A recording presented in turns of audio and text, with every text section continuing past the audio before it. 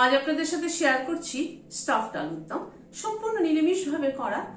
এই পুজোর সময় কিন্তু আমরা অনেকেই ষষ্ঠীতে বা অষ্টমীতে নিরামিষ খেয়ে থাকি, কিন্তু এটা এমনই একটা রেসিপি যেটা কিন্তু ফ্রাইড রাইস, পোলাও, লুচি সবকিছুর সাথেই ভীষণ ভালো লাগবে। চলুন তাহলে দেখতে থাকি কিভাবে বানালাম। আলুগুলোকে খোসা ছাড়িয়ে জলের মধ্যে ভিজিয়ে রেখেছি। হাফ করে নিচ্ছি আলুটাকে। প্রথমে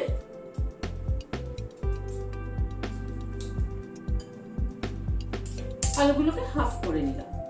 এবার একটা আলুকে তুলে নিয়ে এরকম পিলারের সাহায্যে মাঝখানটাকে স্কুপ করে নিচ্ছি। একটা বাটিতে জল নিয়েছি, তার মধ্যে আলুর এই অংশগুলো রাখছি। এটা পরে, এই অংশটা পরে আবার ইউজ করব।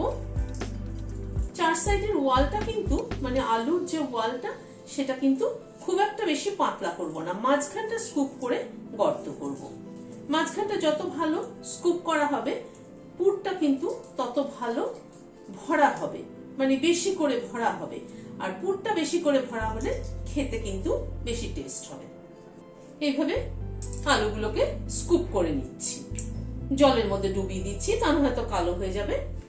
সব আলুগুলোকে স্কুপ করে নিলাম। স্কুপ করার পরে যে অংশটা বেরিয়েছে সেটাকে জলে ভিজিয়ে রেখেছি, এটা পরবর্তীতে ইউজ করছি। কড়াইতে সাদা তেল বসিয়েছি। তেলটা কিন্তু খুব বেশি গরম করিনি, মিডিয়াম গরম করেছি। করে এই আলুগুলোকে দিয়ে দিচ্ছি। আলুগুলোকে জলের থেকে তুলে নিয়ে টিস্যু পেপার দিয়ে মুছে নিয়েছি ভালো করে। গ্যাসের ফ্লেমটাকে লো টু মিডিয়ামে রেখে আলুগুলোকে ধীরে ধীরে ভেজে নেব। তেলটা খুব গরম করলে হতো কি, আলুটা দেওয়ার সাথে সাথেই কিন্তু পুড়ে যেত। সেই জন্য তেলটাকে মিডিয়াম গরম করেছি। আলুটা ধীরে ধীরে সেদ্ধও হতে হবে, কিন্তু ধীরে ধীরে ভাজতে হবে। একটু উল্টে পাল্টে দিচ্ছি। আলুগুলোকে অর্ধেক করে নিয়েছি এই কারণেই যে ভাজার সময় তেলটা কিন্তু অত ডুবো তেলে না দিলেও চলবে, কিন্তু যদি গোটা আলু দিতাম তাহলে কিন্তু তেলের পরিমাণটা আরো আমাকে বাড়াতে হতো। আলুগুলো ভাজার মধ্যে একটু নুন ছড়িয়ে দিলাম। আমি নুনটা দিতে ভুলে গিয়েছিলাম। আপনারা যখন আলুটা তেলে ছাড়া হবে তার আগেই কিন্তু নুনটা আলুর গায়ে মাখিয়ে নেবে। আলুগুলোকে ভেজে নিলাম, তুলে নিচ্ছি। এবার আলুগুলো তুলে নিলাম, আবার যে কটা ছিল সে কটা ছেড়ে দিচ্ছি।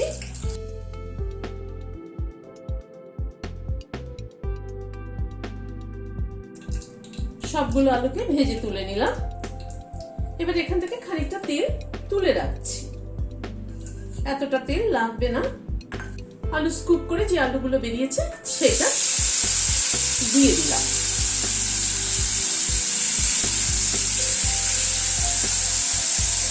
আলুটাকে একটুখানি ভেজে নিচ্ছি।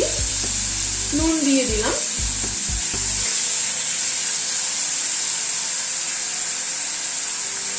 সামান্য পরিমাণে একটু হলুদ দিয়ে দিলাম।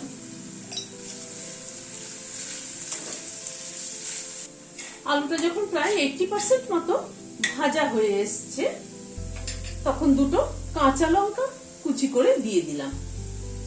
1 ইঞ্চি মতো একটা আদার টুকরোকে কুচি করে দিয়ে দিলাম। আদা আর কাঁচা লঙ্কাটাকে একটু আলুর সাথে ভেজে নিচ্ছি।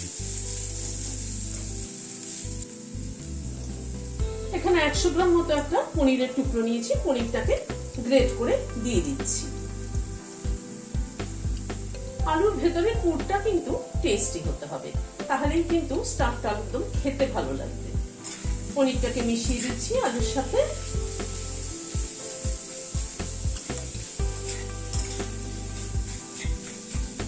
পনিরটাকে আলুর সাথে একটু কষিয়ে নেব। কাজু বাদাম কুচি দিয়ে দিলাম 1 টেবিল চামচ মতো।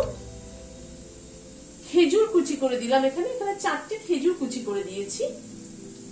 12-14টার মতো কিশমিশ কুচি করে দিয়ে দিলাম।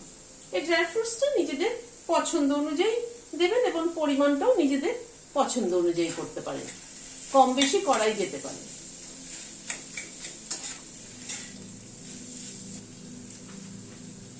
মিনিট 2-3 সময় ধরে আলু আর পনিরটাকে কষিয়ে নিলাম। হাফ চামচেরও কম চিনি দিয়ে দিলাম। হাফ চামচ ভাজা মশলার গুঁড়ো দিলাম। এই ভাজা মশলার গুঁড়োটার মধ্যে জিরে, ধনে, মৌরি, তেজপাতা, শুকনো লঙ্কা আর অল্প এলাচ, দারচিনি আছে। এটা এটাকে শুকনো খোলায় ভেজে গুঁড়ো করে রেখে দিই। অনেক তরকারিতেই কিন্তু এটা দেওয়া যায়, তাতে টেস্টের অনেক পরিবর্তন হয়। সবকিছুকে একবার একটু মিশিয়ে দিলাম। গ্যাসের ফ্লেমটাকে বন্ধ করে দিচ্ছি, দিয়ে এটাকে একটা প্লেটে তুলে নিচ্ছি। স্টাফিংটা একটু ঠান্ডা হওয়ার পরে স্টাফিংটা থেকে খানিকটা করে নিয়ে এরকম করে একটুখানি ভেতরে চেপে চেপে ফিল করে দিতে হবে। এইভাবে স্টাফিংটাকে ভরে দিতে হবে। সবগুলো আলুর মধ্যে পুরটাকে ভরে নিলাম। এবার এটাকে একটু সাইডে সরিয়ে রাখছি। একটা গ্রাইন্ডিং জার নিলাম, দুটো টমেটো বড় বড় করে কেটে নিয়েছি সেটা দিয়ে দিলাম। একটা আদার টুকরো এরকম ছোট ছোট করে কেটে নিয়েছি সেটা দিয়ে দিলাম। দুটো কাঁচা লঙ্কা দিয়ে দিলাম। 8-10টা কাজু দিয়ে দিলাম। 20-25টা কিশমিশ দিয়ে দিলাম। সবকিছুর একটা পেস্ট তৈরি করে নিচ্ছি। কড়াইতে হোয়াইট অয়েল দিচ্ছি। তেলটা গরম হওয়ার পরে প্রথমে একটা বড় এলাচের দানাটা খুলে নিয়ে দানাটা দিলাম। একটা তেজপাতাকে ছিঁড়ে দিয়ে দিলাম। দুটো ছোট এলাচ মাথাটা ফাটিয়ে দিলাম। একটা দারচিনির টুকরো আর দুটো লবঙ্গ। মশলাটাকে একটুখানি ক্র্যাক করিয়ে নিচ্ছি যাতে ফ্লেভারটা ভালো হয়। মশলাটাকে একটু ক্র্যাক করিয়ে নেওয়ার পরে এই যে মশলাটা পেস্ট করে রেখেছি টমেটো, সেটা দিয়ে দিলাম। মশলাটাকে কষিয়ে নিচ্ছি।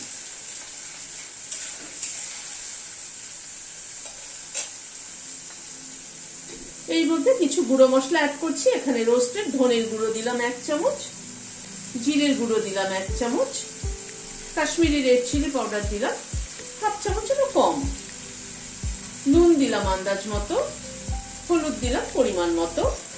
সবকিছুকে একসাথে কষিয়ে নিচ্ছি। গ্যাসের ফ্লেমটাকে মিডিয়ামে রেখে মশলাটাকে ধীরে ধীরে কষাচ্ছি।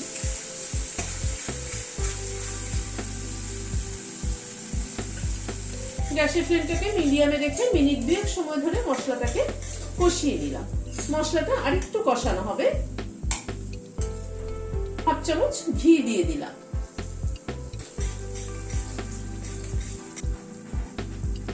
আবারও প্রায় মিনিট 2-3 সময় ধরে মশলাটাকে কষিয়ে নিলাম। প্রায় 4-5 মিনিট সময় ধরে পুরো মশলাটাকে কষানো। মশলা যত ভালো কষানো হবে তত কিন্তু টেস্ট ভালো হবে। দেখুন পুরো একদম তেল ছেড়ে গেছে মশলাটার থেকে। বিশেষ করে এই সমস্ত নিরামিষ তরকারি মানে খুব ভালো করে মশলাটা কিন্তু কষানো দরকার, তাহলে গ্রেভির টেস্ট হয়। পুরটা যেটা করেছিলাম সেটা থেকে খানিকটা বেঁচে গেছে, সেটা এই গ্রেভির মধ্যে অ্যাড করে দিলাম। তাতে কিন্তু গ্রেভির টেস্টটা কিন্তু অনেকটা বেড়ে যাবে।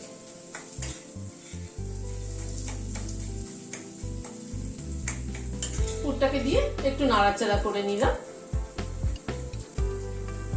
এবার গরম জল অ্যাড করে দিচ্ছি। এবার ঝোলটা ফুটে উঠুক। মিনিট 2-3 মতো ঝোলটা ফুটলো। 1/2 চামচ চিনি দিয়ে দিলাম। দুটো কাঁচা লঙ্কা মাথাটা ছিঁড়ে দিয়ে দিলাম। গ্যাসের ফ্লেমটাকে বন্ধ করে দিলাম।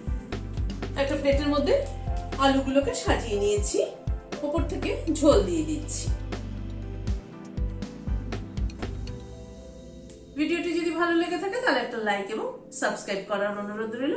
আজ তাহলে এখানে শেষ করছি। নমস্কার।